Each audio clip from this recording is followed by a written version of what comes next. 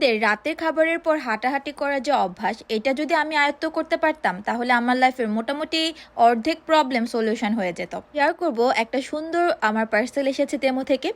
পাশাপাশি এই উইকেন্ড জুড়েই ছিল বৃষ্টি, শনি রবিবার পুরোপুরি বৃষ্টি ছিল। অনেকদিন ধরে মরে যাচ্ছিলাম যে ইন্দোনেশিয়ান এই ফুড খাবো, কিন্তু খাওয়ার পর যে বাজে এক্সপিরিয়েন্স হয়েছে সব কিছু নিয়ে আজকের ভিডিও আপনাদের সাথে শেয়ার করব। আশা করছি ভিডিওটি লাস্ট পর্যন্ত দেখবেন। সো চলুন শুরু করা যাক।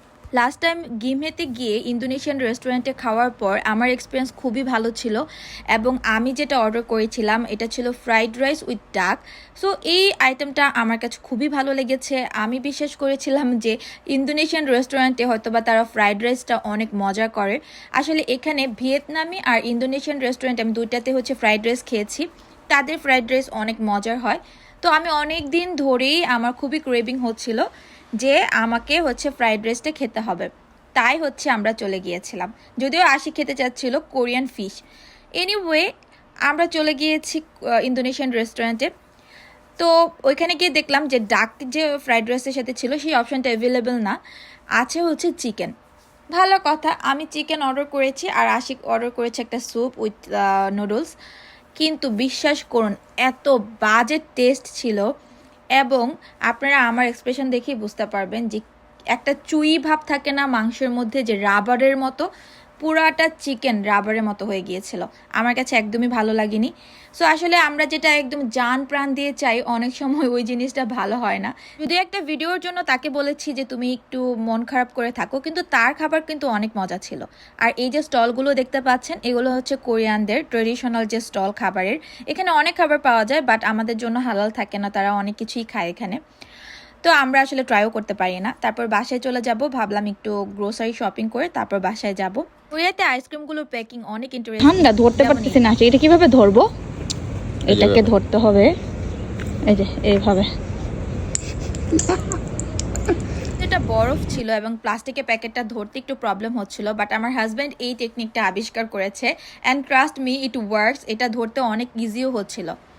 আর তারপরে আমরা বাসায় চলে যাই, ঘুমিয়ে যাই, এবং এটা পরের দিনের ভিডিও আপনাদের সাথে শেয়ার করছি। আমার একটা সুন্দর পার্সেল এসেছে। যেহেতু সামার এখন, তাই সামারে সি বিচে তো বেশি যাওয়া হয়। কয়েকদিন আগেও ঘুরে এসেছি, আবার যাওয়ার ইচ্ছা আছে, জানি না যাবো কিনা। বাট এই আইটেমগুলো কিছুদিন আগে অর্ডার করেছিলাম, এগুলো এসেছে একটু লেট করে, বাট জিনিসগুলো অনেক সুন্দর ছিল। আমি একটা ব্লু কালারের ড্রেস অর্ডার করেছি, ড্রেসটাও অনেক সুন্দর। আর এই প্রথমবার তেমো থেকে চুড়ি অর্ডার করেছি, এটা আসলে একটা ব্রেসলেটের মতো।